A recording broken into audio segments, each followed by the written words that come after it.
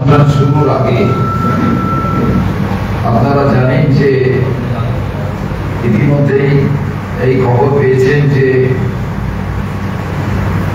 আমাদের মধ্যে আর নেই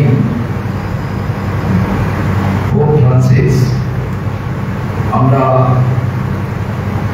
সর্বভারতীয় ক্ষেত্র থেকে আমাদের শ্রদ্ধা এবং তার প্রতি গভীর সমবেদনা জানাচ্ছি। ইরিটারেবল লস সারা বিশ্ব জুড়ে, এর সঙ্গে সঙ্গে আজকের যে প্রেস কনফারেন্স,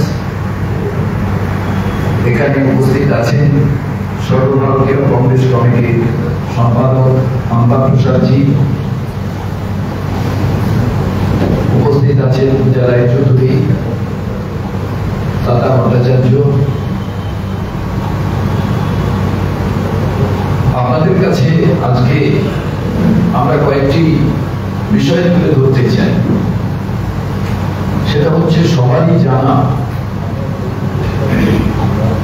বেশ কয়েকদিন ধরে মুর্শিদাবাদের বিস্তীর্ণ অঞ্চল শামসেরগঞ্জ, ধুলিয়ান, শ্রুতি, এই অঞ্চলটি জুড়ে পরিবেশ অশান্ত, মানুষের মৃত্যু ঘটেছে, মানুষ দুর্বৃত্ত হয়েছে এবং জনজীবন বিধ্বস্ত হয়ে গিয়েছে।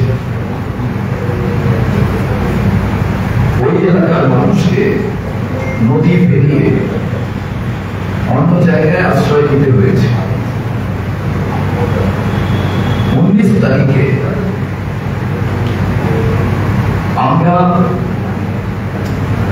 আমি অম্বা প্রসাদজি,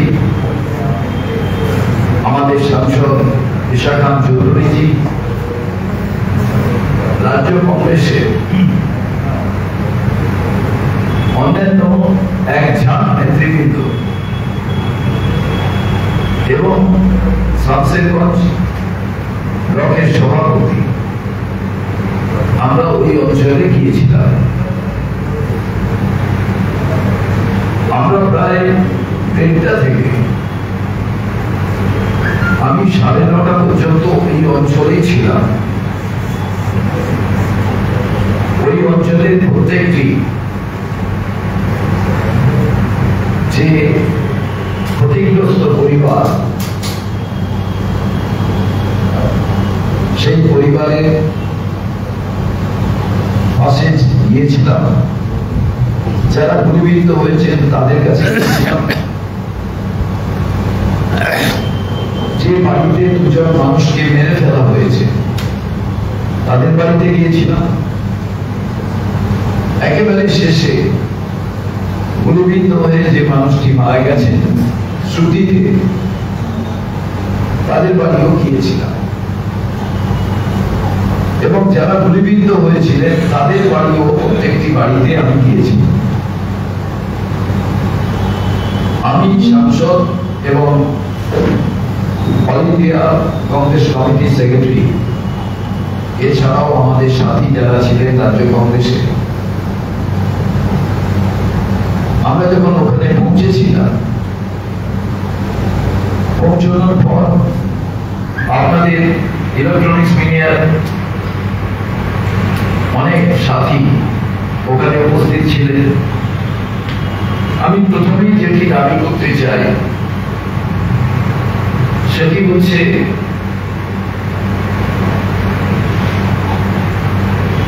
আমরা যাওয়ার পরে ওই অঞ্চলে যা যা ক্ষতি হয়েছে,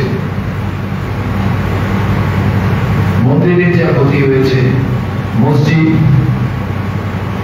এমনি যে পরিবারের ক্ষতি হয়েছে, এলাকার জনজীবন যেটা বিপর্যস্ত হয়েছে, তা দেখে একটা কথা আমার মনে হয়েছে যে এলাকায় শান্তি কমিটি যদি থাকতো, এইরকম দুর্বিষহ ঘটনা ঘটার পর কিংবা আগে কিছুটা চেক এন্ড ব্যালেন্স করা যেত। তাই প্রথম আজকে আপনাদের কাছে এই প্রেস কনফারেন্স শুরু করার সময় আমি দাবি জানাচ্ছি, অনেকদিন ধরে দাবি জানাচ্ছিলাম রাজ্য কংগ্রেসের পক্ষ থেকে, যে প্রত্যেকটি থানা অনুযায়ী একটি করে পিস কমিটি করা প্রয়োজন, সমস্ত রাজনৈতিক দলের প্রতিনিধিদের নিয়ে, বিশিষ্ট মানুষদের নিয়ে এবং ধর্মীয় স্থানের প্রধানদের নিয়ে।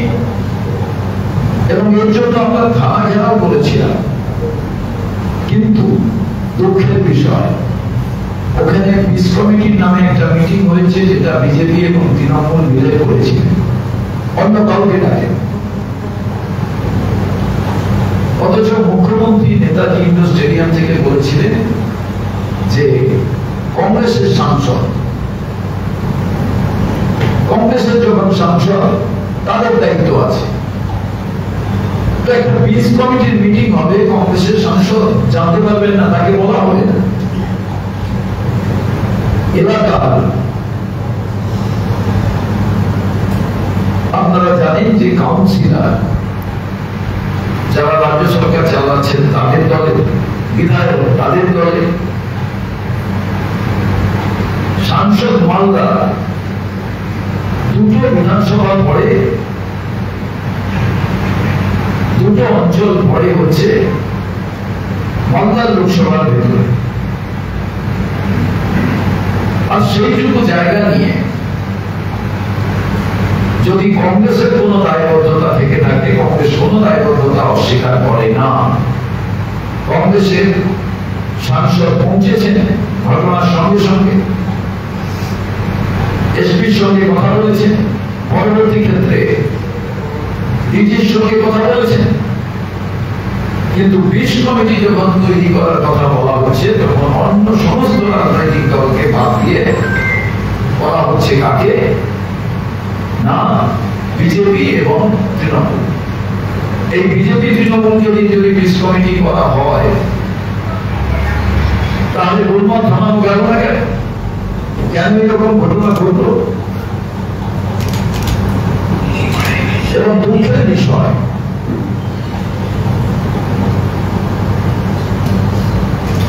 এই জায়গায় দু তিনটে জিনিসকে খুব খেয়াল করুন। আপনাদের সাংবাদিক বন্ধুরা, তাদের কাছেও আমার আবেদন, আমরা যখন প্রত্যেকটি জায়গা ঘুরছি, সাংবাদিক বন্ধুরা স্পেসিফিক একটা জায়গায় যাচ্ছেন, অন্য জায়গায় তারা যাচ্ছেন না। গোলমাল কারা লাগিয়েছে, আগুন কারা জ্বালিয়েছে, ম্যাচ বক্স কারা দিয়েছে, দেশলাই থেকে দেশলাই কাঠি কারা বার করেছে। কিন্তু সংবাদপত্রের তো উচিত, যদি দক্ষিণ করা যায় তাহলে উত্তর করা যায়, যদি গোলমাল হয়ে থাকে। সংবাদপত্রের ইলেকট্রনিক্স মিডিয়ার প্রত্যেকের তো উচিত, আপনাদেরই সাথীরা ওখানে আছে। আমি অবাক হয়ে গেলাম, আমরা একটা জায়গায় বিধ্বস্ত ক্ষতিগ্রস্ত এলাকা ছেড়ে যখন অন্য এলাকায় ঢুকছি, সেখানে দেখছি একটিও ইলেকট্রনিক্স মিডিয়া নেই। কেন নেই? উত্তর কিন্তু কারোর কাছে। অবাক হয়ে গেলাম, ভয়ঙ্কর বিষয়। সাংবাদিকরা বিচার করবেন না কে মন্দ কে ভালো। হয়তো সাংবাদিক বন্ধুরা জানেন এ অন্যায় করেছে, এ ন্যায় করেছে, কিন্তু আমার রাজনৈতিক ইতিহাসে আমি দেখি একটি জায়গায় তারা সবাই আছে, অন্য জায়গায় তারা সবাই নেই।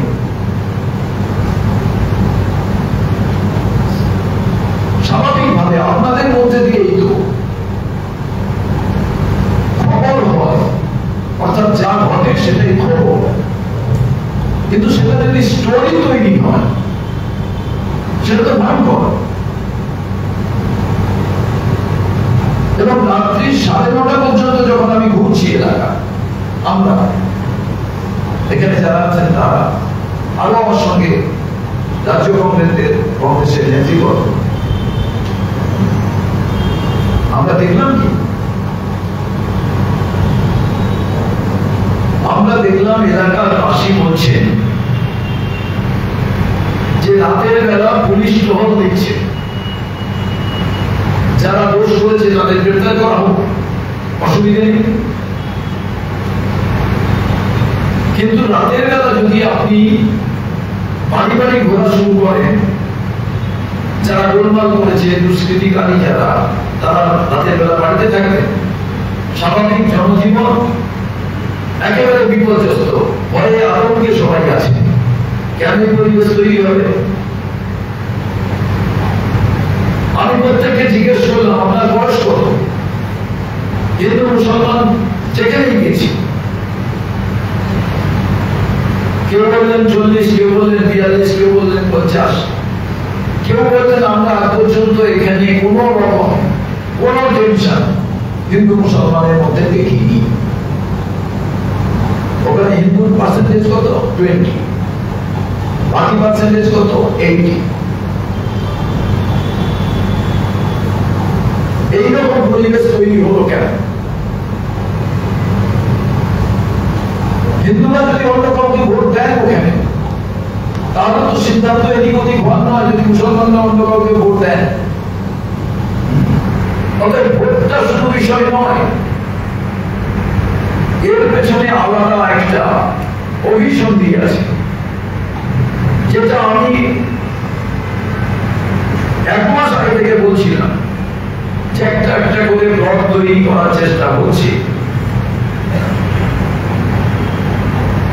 এটা ডোমকল থেকে শুরু হয়েছিল, মোথাবাড়ি,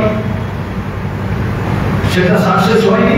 প্ল্যান 1, প্ল্যান 2 দুনিয়াতে গিয়ে সাকসেস হয়ে গেল, শামশেরগঞ্জে গিয়ে সাকসেস হলো, একেবারে শ্রুতি পর্যন্ত এটা ছড়িয়ে পড়ল। এই ঘটনার পেছনে কেরা? তারাই ঘটনা ঘটাতেন। আগুন জ্বললো, আমি কালকে বলেছি আগুন জ্বললো, কিন্তু ম্যাচবক্সটা কে দিলেন এটা সব থেকে গুরুত্বপূর্ণ।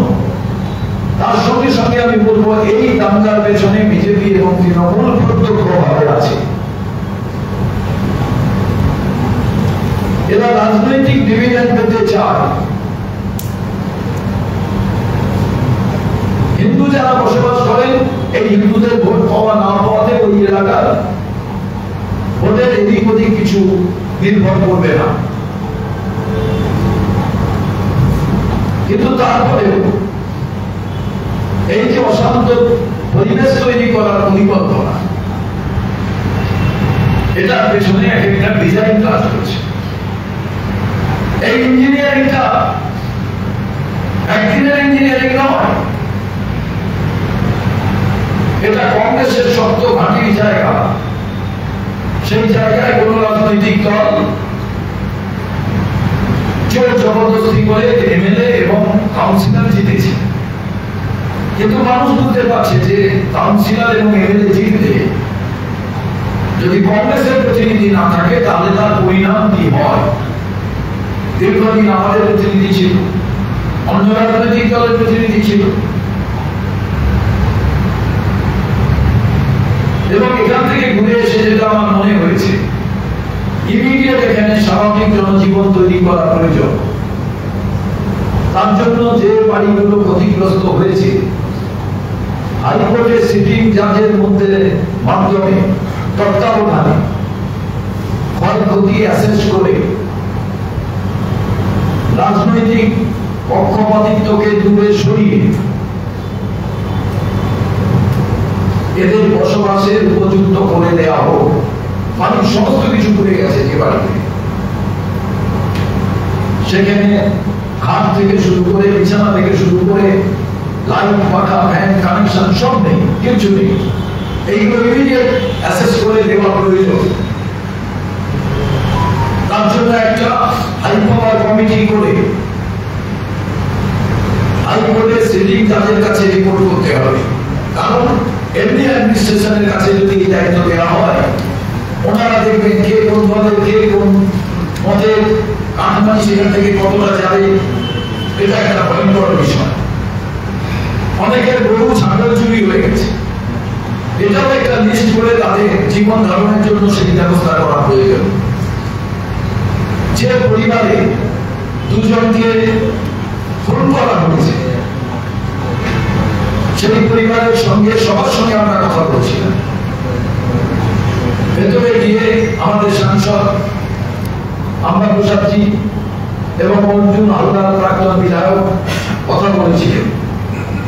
বাচ্চা একটি মেয়ে আছে, বাচ্চা দুটো ছেলে আছে, বড় ছেলে ক্লাস 8-এ পড়ে। যারা প্রথমে আমাদের বলেছিলেন যে তাদের বাড়ির কেউ খুন হয়নি, তাদের বাড়িতে আমাদের আসার কোনো প্রয়োজন নেই, তারা কেটে দাঁড়িয়েছিল। পরবর্তী ক্ষেত্রে তারা আমাদের কথা শুনে বাড়ির ভেতর পর্যন্ত তারা আমাদের নিয়ে যান। কিন্তু এমন কিছু ইলেকট্রনিক্স মিডিয়ায় আমার বন্ধুরা প্রচার করলে আমাদের ঢুকতেই দেওয়া হয়, তারা বাধা দিয়েছিলেন। এটা বাস্তব। বলেছিলেন আমাদের এলাকায় কেউ খুন করে, কোন খুনের বিষয় নয়। কিন্তু আমাদের কথা তারা শুনে তারা আমাদের নিয়ে গেলেন, কথা বললেন। আমরা চাই ওই পরিবার ক্ষতিপূরণ পাক এবং সেই ক্ষতিপূরণটা তাদের ছেলে মেয়েদের পড়াশোনার দায়িত্ব নেওয়া হোক এবং বাড়ির একজনকে চাকরি দেওয়া হোক, সরকারি চাকরি। এটা আমাদের আজকে আমরা ডিমান্ড করছি। এর সঙ্গে সঙ্গে গুলিতে যে সুজিকে যে ছেলেটি মারা গেছে তার ওয়াইফকে চাকরি দেওয়া হোক এবং ক্ষতিপূরণ যা দেওয়া হয়েছে, কেউ ক্ষতিপূরণ নিতে পারেন, কেউ নিতে দেবেন না। হয়তো যাদের বাড়িতে দুজনকে কুপিয়ে খুন করা হয়েছে তারা ক্ষতিপূরণ নেবেন না বলছে। অনেক যন্ত্রণা, অনেক বেদনা থেকে তারা এই কথা বলেছে। কিন্তু সেই পরিবারকে রক্ষা করতে গেলে ক্ষতিপূরণের ব্যবস্থা করা প্রয়োজন। এর সঙ্গে সঙ্গে আমি বলব, কংগ্রেসের পক্ষ থেকে যে এই অঞ্চলের স্বাভাবিক জনজীবন তৈরি করতে গেলে, আগে বলেছি ইমিডিয়েট পিস কমিটি এবং পিস মার্চ এলাকায় দরকার। কারণ খুব একটা থমথমে পরিবেশ, ভয়ের পরিবেশ আছে। মন্দির দুখানা ভাঙা হয়েছে, একটি মসজিদে ক্ষতিগ্রস্ত হয়েছে। এই জায়গাগুলি ঠিক করে দেওয়া দরকার প্রশাসনের পক্ষ থেকে আস্থা ফেরাবার জন্য। এবং বহরমপুরে একটি বাচ্চা ছেলে ভর্তি আছে, তার একটি কিডনি কেটে বাদ দিতে হয়েছে গুলি লাগার পর। তাকে যাতে বহরমপুর থেকে উন্নত কোন জায়গায় চিকিৎসার ব্যবস্থা করা হয় সে বিষয়েও আমি দাবি রাখছি। এবং আমি মনে করি এখানে এই অবস্থার জন্য প্রশাসন পুরো ব্যর্থ এবং প্রশাসনকে আরো বেশি সক্রিয় ভূমিকা গ্রহণ করতে হবে। রাজ্যপাল গেলেন, তোমার তিনি এলাকায় ঢুকলেন, কিন্তু তিনিও সবার রাজ্যপাল হতে পারলেন না। 19 তারিখে তিনি রাজ্যপালটা বলে একটি দিকে সামগ্রিক রাজ্যপালের ভূমিকা যেটা পালন করা প্রয়োজন তা তিনি করলেন না। উপকৃত সমস্ত এলাকায় তিনি ঘুরে দেখলেন না। আমি যখন এ পাড়া থেকে ও পাড়া যাচ্ছি তখন বললেন রাজ্যপাল এক একটি জায়গায় এক একটি এলাকায় দুবার গেছে, কিন্তু সমগ্র এলাকা তিনি কিন্তু পরিদর্শন করেননি। রাজ্যপাল ইতিমধ্যেই শারীরিক কারণে তিনি ভর্তি হয়েছেন, আমি তার দ্রুত আরোগ্য কামনা করি। কিন্তু তার সঙ্গে সঙ্গে বলবো, সাংবিধানিক প্রধানের দায়িত্ব হিসাবে সবার কাছে তিনি রাজ্যপাল পশ্চিমবঙ্গের সাংবিধানিক প্রধান, সেই দায়িত্বটিও তার পালন করা খুব জরুরি ছিল। এবং এই জায়গায় বাইরের লোক অনেকে ঢুকছেন, এই বিষয়টির উপর কঠোরভাবে নজর রাখা প্রয়োজন। যারা মালদা ব্যাপারে গিয়ে ক্যাম্পে ছিলেন, ক্যাম্প থেকে ধীরে ধীরে তারা ফিরে আসছেন। আবার বহু মানুষ অ্যারেস্ট হয়েছে, কোথায় তারা আছে এটাও আইডেন্টিফাই করা যাচ্ছে না। সঠিকভাবে পুলিশ প্রশাসন যাতে এই বার্তাটি দেন, এটাও কিন্তু খুব গুরুত্বপূর্ণ। এরপরে আমাদের এআইসিসি সেক্রেটারি আমরা প্রসাদজি উনি কয়েকটি কথা বলবেন, তারপরে আপনাদের কোনো উদ্যোগ থাকলে আপনারা জিজ্ঞেস করবেন, আমরা বলবো।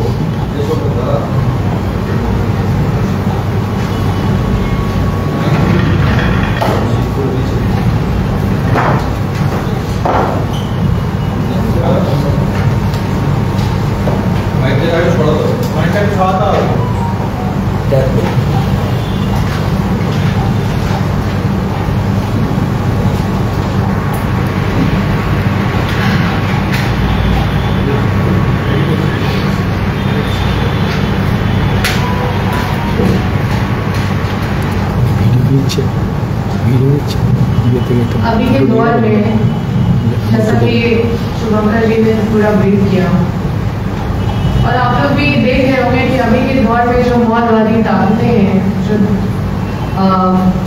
धार्मिक उग्रवादी लोग हैं, जो स्निपर सेल है, ये लोग सब इंटरनेशनल टेररिस्ट ग्रुप से मिले हुए रहते हैं और इन लोगों का यूज जो ताकत जो कर रहे हैं वो पर्दे के पीछे रह के करता है, वो सामने कभी नहीं आता। वो इन लोगों का ऐसे लोगों को समाज में पकड़ते हैं जो गरीब है, जो अनपढ़ है, जो समाज से कोई मतलब सामाजिक ज्ञान नहीं है उनको, ऐसे लोगों का इस्तेमाल करके और अपने मतलब जो उनका इंटेंशन है उसको अंजाम देते हैं। पुलिस देखिए, आप लोग के बंगाल में एक कहावत है, राजाए राजाए युद्धो होए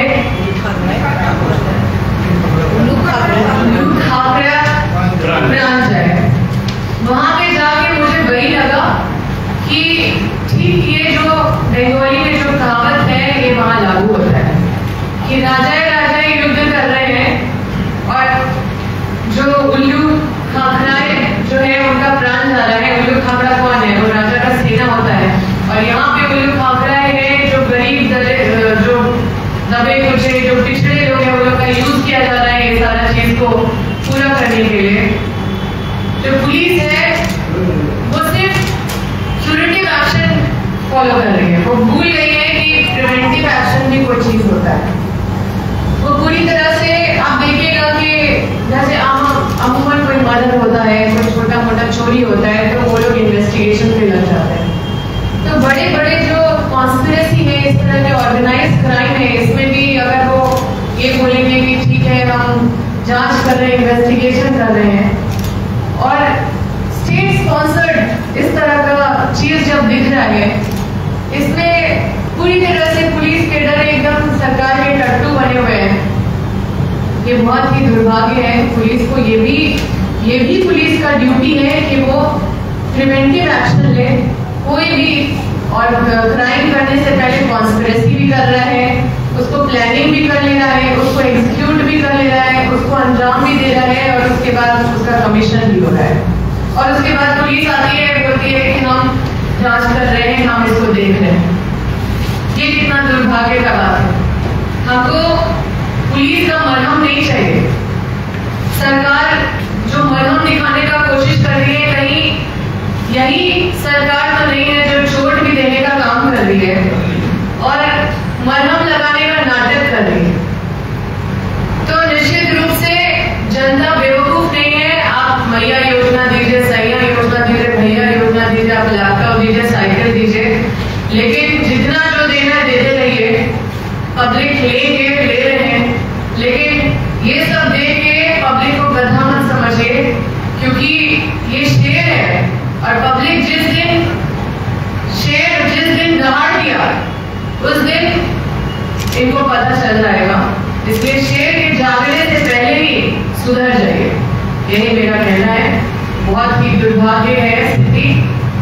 और इनको जवाब देना पड़ेगा, ये जवाब से बच नहीं सकते कि इन्होंने यहाँ के स्टेट के लिए अखंडित, देश के अखंडता के लिए, देश के प्रभुता के लिए, देश के सांप्रदायिक सौहार्द के लिए उन्होंने क्या कदम उठाया, क्या किया।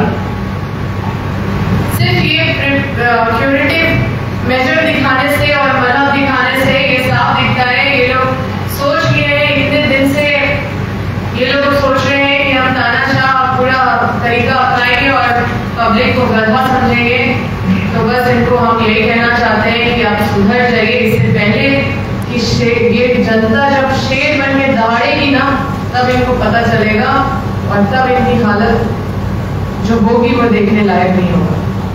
पुलिस का दावा है कि उन्होंने 200 से ज्यादा दंगाइयों को, देखिए जो सामने दिख रहे हैं उसको पकड़ रहे हैं, लेकिन इसके पीछे जो कॉन्स्पिरेटर है उन तक तो नहीं पहुंच रहे ना, उन तक कब पहुंचेंगे? जो कॉन्स्पिरेटर है वो तो पर्दे के पीछे बैठे हुए हैं और वो जो इन ताकतों का यूज कर रहे हैं, जो इस तरह के धार्मिक टेररिस्ट का जो यूज कर रहे हैं या फिर जो स्नीपर सेल का जो इन ताकतों का यूज कर रहे हैं, जो यूज कर रहे हैं वो तो पर्दे के पीछे हैं। उनको कब पकड़ेंगे? कॉन्स्पिरेटर को कब पकड़ेंगे? आप तो जो सामने मिल रहा है उसको पकड़ रहे हैं, लेकिन पर्दे के पीछे जो ये सब कर रहे हैं उसको कब पकड़ेंगे?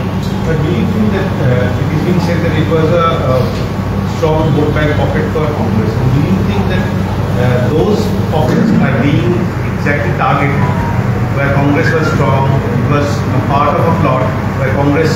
See, this is all political conspiracy and it is very much visible. It is not any question of confusion. There is no confusion. It is as clear as anything, any crystal clear thing. आप लोग साफ साफ देख सकते हैं वहां पर। This is all conspiracy. अपने इलेक्शन में फायदा उठाने के लिए ये लोग किसी भी हद तक गिर जाएंगे और ये लोग उन अनपढ़ गरीब लोगों का ही यूज करते हैं जो समाज में अनरेस्ट पैदा करने का काम कर सके। So you have visited the place. What is your plan regarding taking it forward at the national level? Do you have talked about it? We are जब तक कि एक प्रॉपर इन्वेस्टिगेशन नहीं होगा, और इन्वेस्टिगेशन सबसे बड़ी बात है कि हम करवाएं किससे। यहाँ पे पूरा स्टेट स्पॉन्सर्ड है और बीजेपी टीएमसी को एक दूसरे से अलग नहीं दिख रहा। वो बोलते हैं कि हम बॉर्डर सिक्योरिटी को हम करना चाहते हैं लेकिन हम कर नहीं पा रहे, लेकिन कोई प्रूफ नहीं है उनके पास ये देने के लिए। और ये मतलब एक दूसरे पे बस आरोप प्रत्यारोप कर रहे हैं, लेकिन इनका जो जिम्मेदारी है वो कौन करेगा? मतलब टीएमसी बोलता है कि वो नहीं कर रहा, ये बोलता है वो नहीं कर रहा, तो आप मतलब किसको क्या खिलाना चाह रहे हैं? और पब्लिक इसको खा रही है। मेरा यही कहना है कि ये लोग मूर्ख बना रहे हैं पब्लिक को, और लोग मूर्ख बन रहे हैं। अगर इनका जिम्मेदारी है बॉर्डर सिक्योरिटी इंश्योर करना बीजेपी का, ये जानबूझ के नहीं कर रहे हैं, इन्होंने कोई स्टेप नहीं लिया। वहाँ सारा प्राइवेट लैंड है, उनको मुआवजा देके वहाँ पे फेंसिंग करना चाहिए, लेकिन और इधर बोला टीएमसी बोल रही है कुछ, वो बोल रहे हैं कुछ। आप देखिए वहाँ पुलिस नहीं गई, इतने समय से जो झगड़ा हुआ, स्टेट के पास सारा मतलब arm force special protection act state को दिया है। इस तरह के बहुत सारे कानून स्टेट को दिए इस तरह के बड़े बड़े इंसिडेंट या सिचुएशन को हैंडल करने के लिए।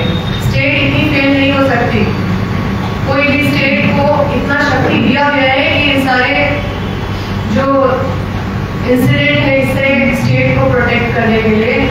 और आप लोग के सामने है कि किस तरह से इन सब चीजों को प्रोटेक्शन मिल रहा है, किस तरह से इन सब चीजों को ये लोग सिर्फ क्यूरेटिव एक्शन में जा रहे हैं, ये लोग प्रिवेंटिव एक्शन पूरा भूल गए। হ্যাঁ, শুভমন্তা, আমিও আমার রাত 21 এপ্রিল স্কুল সার্ভিস কমিশনের যোগ্য অযোগ্যের তালিকা দেওয়ার কথা। আপনারা কি আশাবাদী জাল থেকে কাপড় আলাদা করা যাবে?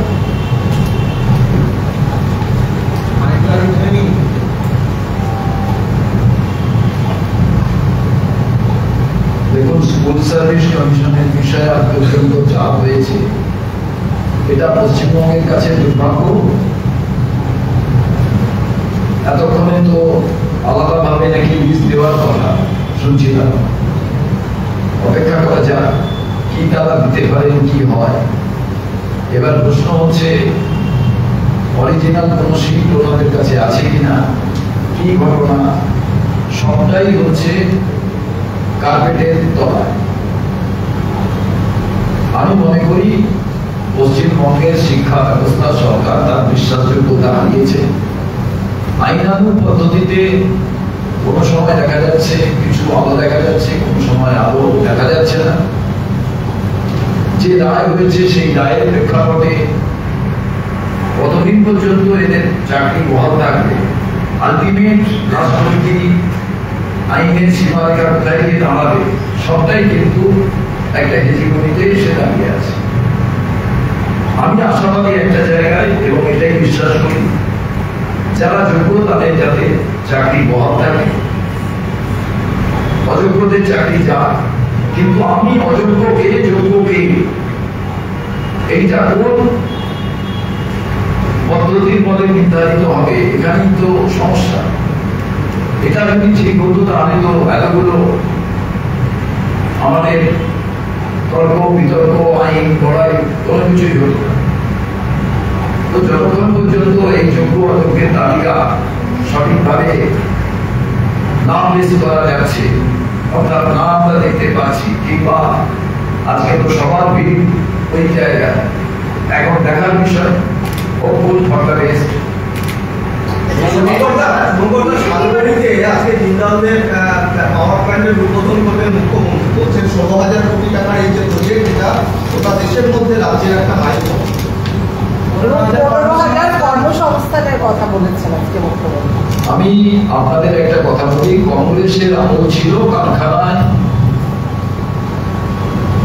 আলো জ্বলত, চিমনি থেকে আলো বেরোত, ধোঁয়া আমরা চিমনি থেকে দেখতাম। রাতের বেলা সেটাই ধোঁয়া নয়, রাতের বেলা আলোই দেখা যেত চিমনি থেকে। কংগ্রেস আমল চলে গেল, ওই চিমনি থেকে ধোঁয়া বেরোনো বন্ধ হলো, বিভিন্ন আগাছা ওই চিমনিতে জন্মে গেল। কংগ্রেস আমল ছিল গেট দিয়ে হাজার হাজার মানুষ ঢুকতেন বেরোতেন, সাইরেন বাজতো, সামনে দোকান বাজার একদম জমিয়ে তাদের কারবার করতেন, অর্থনীতি চাঙ্গা ছিল। কংগ্রেস আমল চলে গেল, সামনে কারখানার সামনে থেকে দোকান চলে গেল, দীর্ঘদিন কারখানা বন্ধ থাকলো, জানলা কপার ভেঙে মালপত্র চুরি হতে লাগলো। তারপরে এলো তৃণমূল, কংগ্রেস নন, তারপরে তৃণমূল। তৃণমূলের সময় এসে ওই কারখানাগুলো মাল্টি স্টোরেড হয়ে গেল। আপনি দেখুন শ্যামবাজার থেকে ব্যারাকপুর, আপনি দেখুন বম্বে রোড, দিল্লি রোডের ধার, আপনি দেখুন দমদম, এদিকে পদ্মা পর্যন্ত, হাওড়ার বিস্তীর্ণ অঞ্চল। এই যে ব্যবস্থা, আমি বলতে চাইছি কংগ্রেস আমল ছাড়া কোন ম্যানুফ্যাকচারিং ইন্ডাস্ট্রি আর হয়নি। আর 2014 থেকে ভারতবর্ষে কোন প্রোডাক্টিভ ইন্ডাস্ট্রি হয়নি। পশ্চিমবঙ্গ তো তার বাইরে নয়, পশ্চিমবঙ্গ হয়নি। অতএব আজকে যে জিন্দালের কথা বলা হচ্ছে, আমি প্রথম দিন সভাপতি হয়ে বলেছিলাম রাজ্য যদি শিল্প করতে চায় পূর্ণ মাত্রায় প্রদেশ কংগ্রেস সমর্থন করবে। অনেকে সমালোচনা করেছিল, সঙ্গে একটা কথা বলেছিলাম, কাঠমানি খাওয়া বন্ধ করতে হবে, ইট মাটি পাথর সাপ্লাইয়ে সেখানে সিন্ডিকেট বন্ধ করতে হবে, এবং আইনের পরিবেশ রাজ্য সরকারের দায়িত্বে হচ্ছে, স্টেট সাবজেক্ট হচ্ছে ল অ্যান্ড অর্ডার, সেই ল অ্যান্ড অর্ডার ভালো করতে হবে। কারণ যারা ইনভেস্ট করবে তারা দেখবে যে ইনভেস্টের পর আমার ওখানে যারা ইনফ্রাস্ট্রাকচারের লোক হিসেবে কাজ করবে, জিএম থেকে কোম্পানি সিও থেকে, তাদের ছেলেমেয়েরা যে পড়বে, আজীবন দেখে তারা কিন্তু কোনো মতে এখানে যত টাকাই বেতন পান আসার কথা ভাববেন না। অতএব একটি কারখানা তৈরি করতে গেলে আপনাকে আইন শৃঙ্খলার পরিবেশকে প্রথমে রক্ষা করতে হবে। আর দলীয় কর্মী, প্রশাসন, এরা যাতে কোথাও জোর করে কারমানি চাওয়া কিংবা চাপ দেওয়া কিংবা এমন অসভ্যতামি করা যেটার মাধ্যম দিয়ে কোন শিল্পের মানুষের চাইবেন না এত ঝামেলা করে আমি ওখানে কোনো ইনভেস্টমেন্ট করে শিল্প তৈরি করবো। অতএব এইগুলো যদি ঠিক রাখা যায় তাহলে শিল্প হবে। আজকে এই প্রেস মিটটা মালদা মুর্শিদাবাদের ঘটনার প্রতিবাদে বলছেন এবং কংগ্রেস নেতা অধীর রঞ্জন চৌধুরী তিনি বলেছেন মালদা মুর্শিদাবাদ এক্সটেন্ডেড বাংলাদেশ এবং হিন্দুদের এক হওয়ার কথা বলছেন। এই নিয়ে দলের স্ট্যান্ড কি, প্রদেশ কংগ্রেসের স্ট্যান্ড কি?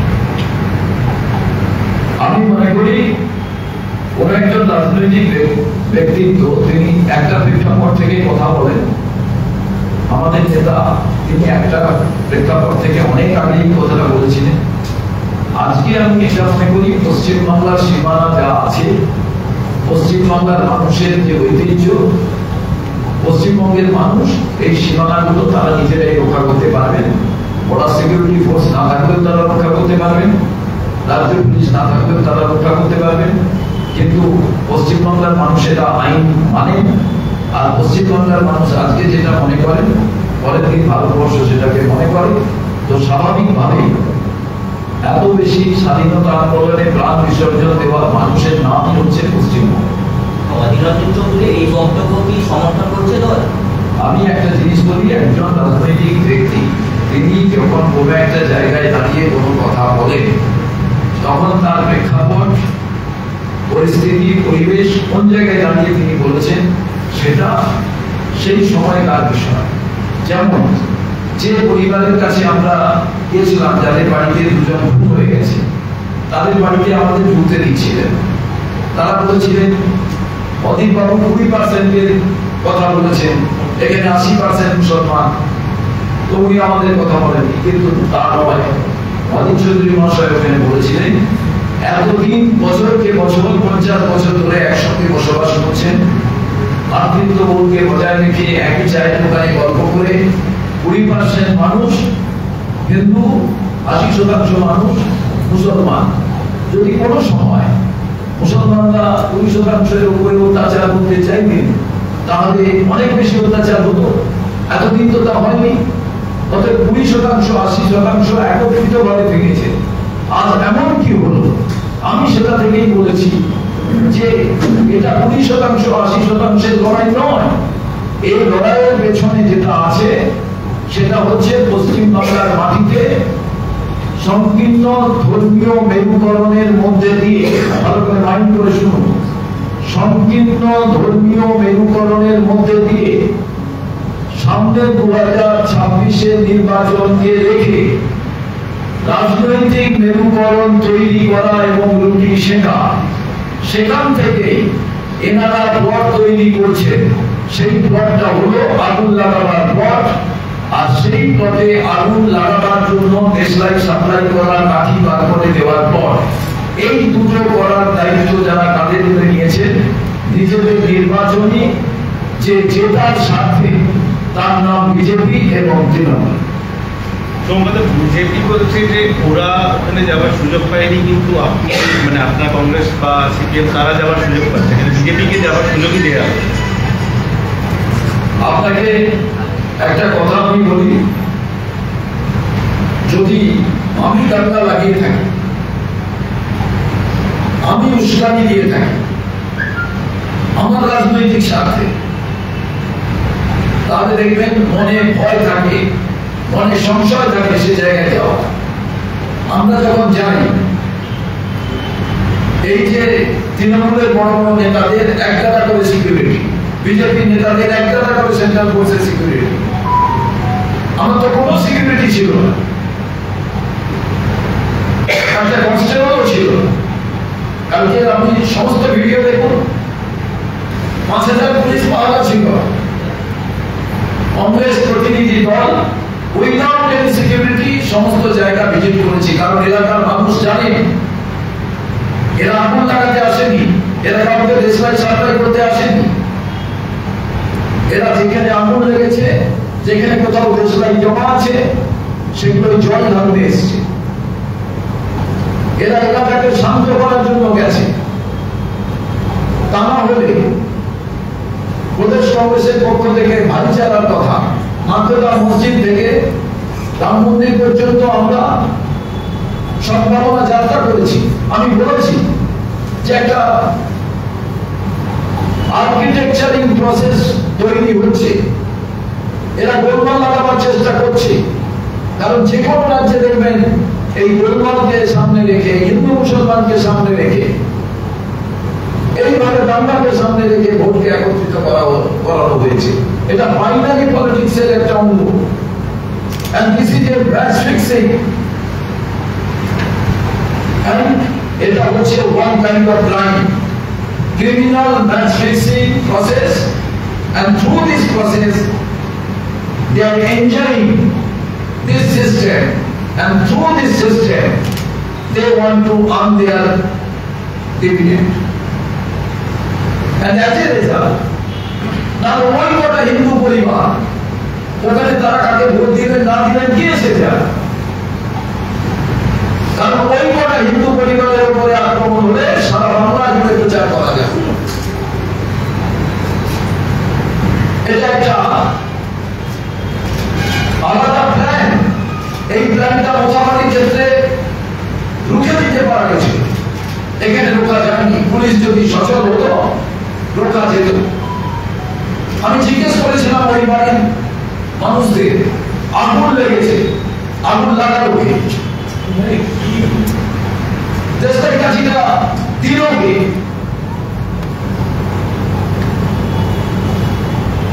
কেউ জানেন না দেশের কোথা থেকে এলো, আগুনটা কেমন ভাবে লাগালো। সম্পূর্ণটাই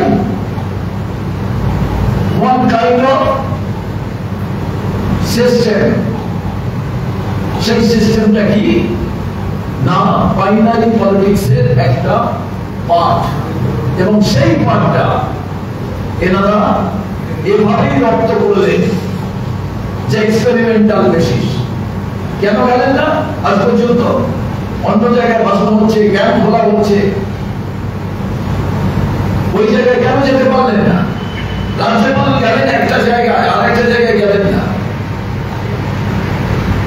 আর সারা দেশের সবাই যখন ভয় পান, সব এজেন্সি যখন পক্ষপাতদুষ্ট হয়, আমি তো মিডিয়া মানে আমি ভাবি সে দেয়া পত্রিকা যারা বার করুন, কিংবা সাপ্তাহিক পত্রিকা বার করুন, কিংবা মেইন স্ট্রিম মিডিয়া, যারা বড় ইলেকট্রনিক্স মিডিয়া, সব মিডিয়া তারা কেউ বললেন না যেখানে ক্ষতিগ্রস্ত এলাকায়, একটা এলাকায় যাচ্ছেন আবার আরেকটা এলাকায় যাচ্ছেন না।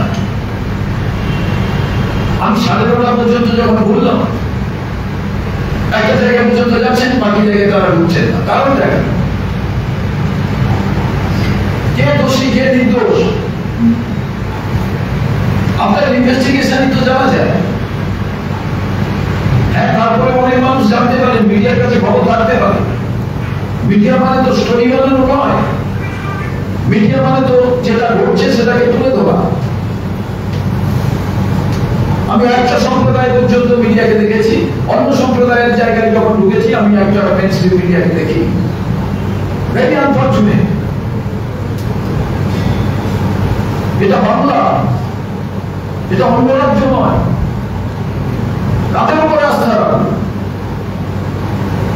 সব জায়গায় যখন মানুষ ডিভাইডেড, সব জায়গায় যখন মানুষ বাইনারি পলিটিক্সের শিকার,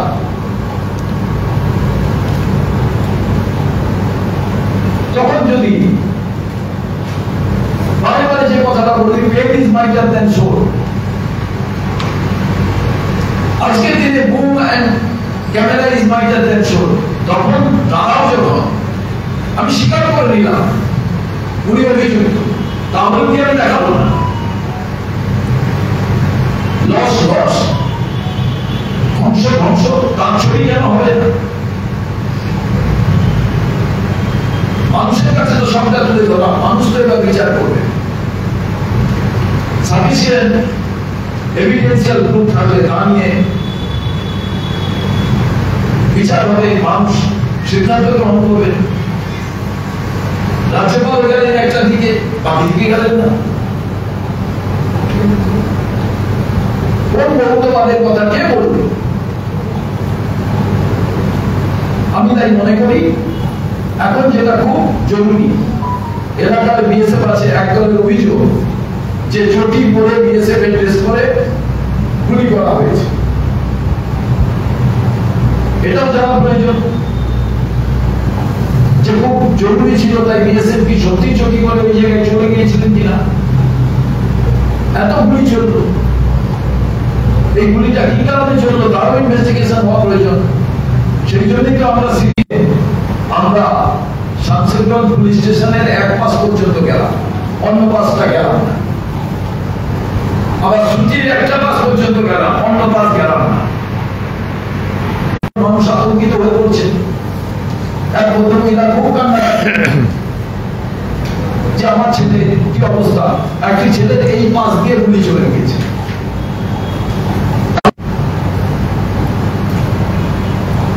কি ঘটনাটা না গিয়ে আপনি বলে দেবেন এই হয়েছে ওই হয়েছে। আমি একবার হয়ে গেলাম, আমাদের ঢুকতে বাধা দেওয়া হচ্ছিল এবং এক্সএনএল গ্রুপের আপনাদের সঙ্গে কথা বলতে, আপনাদের সঙ্গে কথা বলতে আমি তাদের কাছে সবিস্তারে জানতে চাইলাম। তার সমস্ত সোশ্যাল মিডিয়ায় ফটো আছে, নিউজ চলছে আলাদা। এইটুকু তো দায়িত্ব ওদের পরিচয় হতে হবে। আজকাল তো রাজনীতিবিদরা দায়িত্ব ওদের পরিচয় নয়, অনেক কথা বলে দেন। আমিও তো ঘুরে এসে অনেক জিনিস বলতে পারলাম, আর ওই এক পাড়ায় ঘুরে আমি কিন্তু বাকিটা বলিনি। আমি প্রত্যেকটি বাড়ি বাড়ি গিয়ে কিন্তু তারপরে এই কথা বলছি। আমি হিন্দুর বাড়ি গেছি, আমি মুসলমান আক্রান্তের বাড়ি গেছি, আমি মসজিদের সামনেও গেছি, আমি দুটো মন্দিরের সামনেও গেছি, দোকান ঘর পড়ে গেছে আমি সেখানে গেছি। আপনারা শুনুন, একটি দশকর্মার দোকান পড়েছে হিন্দুদের, একটি মুসলমানদের তাদের যে সমস্ত জিনিস কেনা হয় তার দোকান পড়েছে। এটা একদম সংক্রামিত রোগ, ছুঁড়ে আরেকটাই হবে। এখানে পড়ানো হচ্ছে, শুনেছি ওখানে পড়ানো হচ্ছে। এমনি আমি বলিনি যে আগুন লাগিয়েছে কারা আর ম্যাচ বক্স দিয়েছে কারা, দুটোই কিন্তু দায়ী। কেন্দ্রীয় সরকার, তার ইন্টেলিজেন্স ব্রাঞ্চ নেই। ল অ্যান্ড অর্ডার সিচুয়েশন রাজ্যের হলেও, স্টেট সাবজেক্ট হলেও এই দায়িত্ব কি কেন্দ্রীয় সরকারের নেই? ইন্টেলিজেন্স ব্রাঞ্চ নেই? বড়াল এলাকা কোন রাজনীতিবিদ অবিবেচকের মতো যদি কথা বলে তার পরিণাম এটা হয়। এবং অবিবেচকের মতো কথা এই কারণেই বলে, আমি এই প্রেস কনফারেন্সে যদি এমন কোন আনপার্লামেন্টারি কথা বলি, ব্রেকিং নিউজ হবে 1 ঘন্টার মধ্যে থেকে বা 5 মিনিটের মধ্যে থেকে, রাতারাতি আমাকে নিয়ে আলোচনা হবে, সব জায়গায় আমাকে লোকে বলবে যে ওই কথা বলছে দেখ। এই বলে আপনারা কিছু রাজনীতিবিদকে সবসময় আলোচনার কেন্দ্রবিন্দুতে আনছেন। প্রচার নেগেটিভ হোক আর পজিটিভ হোক, প্রচার তিনি ভাবছেন নেগেটিভ প্রচারের মধ্যে দিয়েই তো আমি ভালো কিছু করতে চাই, ভালো ঠিক তো সেটাই বলে যাচ্ছে। আমি চাই আপনাদের কাছ থেকে আপনারা সত্য উদ্ঘাটিত করুন, কি ঘটেছে ওখানে। এর পেছনে কিন্তু একটা বড় ষড়যন্ত্র, সেটা হচ্ছে যেভাবে হোক পশ্চিমবাংলায় 2026-এর আগে দাঙ্গা লাগিয়ে হিন্দু মুসলমান যে এই ধর্মীয় মেরুকরণকে করে দিয়ে রাজনীতির ফায়দা না শাসক দল এবং বিরোধী স্বীকৃত বিরোধী দল এরা দুজনে মিলে প্রাইমারি পলিটিক্স করতে চাইছে। আর সে কারণে আগুন লাগাও তুমি, দেশলাই সাপ্লাই করি আমি। মানুষ বলুক, অন্য রাজনৈতিক দল দৌড়ে বেড়ায়, হিন্দু মুসলমান একত্রিত হোক আলাদা আলাদা ভাবে, তাদের ফায়দা হবে। এটাই কিন্তু রাজনীতি। কিন্তু আমি চাই শামশেরগঞ্জ, ধুলিয়ান, তাদের সেই যে ঐতিহ্য, এই কয়েকদিনের কথা তারা ভুলে গিয়ে হিন্দু মুসলমান ভাই ভাই হিসেবে এলাকার সাম্প্রদায়িক সম্প্রীতি ভাইচারা বজায় রেখে যাতে জনজীবন স্বাভাবিক হয়, সেই লক্ষ্য নিয়ে কংগ্রেস ওখানে কাজ করছে। ইতিমধ্যেই আমরা শুরু করে দিয়েছি। তাই আমরা চাই সরকার ক্ষতিগ্রস্ত পরিবারদের যা যা ক্ষতি হয়েছে তা অ্যাসেস করে দিক, হাইকোর্টের সিটিং জাজের তত্ত্বাবধানের মাধ্যম দিয়ে এটা ঘটুক এবং অহেতু পুলিশ টহলদারি বিএসএফ এর নামে আতঙ্ক সৃষ্টি করা এটা যাতে না হয়। যে এলাকায় বিএসএফ কে রাখার কথা বলছে সেখানে বিএসএফ থাকো, অসুবিধা কোথায়? কিছুদিন থাকতেই পারে। অনেক জায়গায় এরকম ডিমান্ড আছে। আবার অনেক জায়গায় বলছেন যে না, এবার পুলিশকে বা বিএসএফ কে চালায় কি কেন্দ্রীয় সরকার, রাজ্য সরকার। তাদের যদি মানসিকতা সঠিক থাকে কোনো সমস্যা নেই। এবং কংগ্রেসের যদি একজন বিধায়ক থাকতো, একজন কাউন্সিলর থাকতো, এই ঘটনা ঘটতো না। এটা আমরা জোরের সঙ্গে বলতে পারি। এতদিনে পশ্চিমবাংলার ইতিহাসে এই দায়িত্ববোধ কংগ্রেস পালন করে চলেছে। বিজেপি মানে দাঙ্গা তৈরি করো আর তাকে রসদ জোগানোর জন্য তৃণমূল প্রতিনিয়ত এক একটা করে ইস্যু তুলে দিচ্ছে। সেই কারণেই আমি বলেছি দেশলাই কাঠিটা এমনি এমনি আসে, আগুন এমনি এমনি জ্বলে। বিজেপি আগুন জ্বালিয়েছে আর তৃণমূল দেশলাই কাঠিটা দিয়েছে।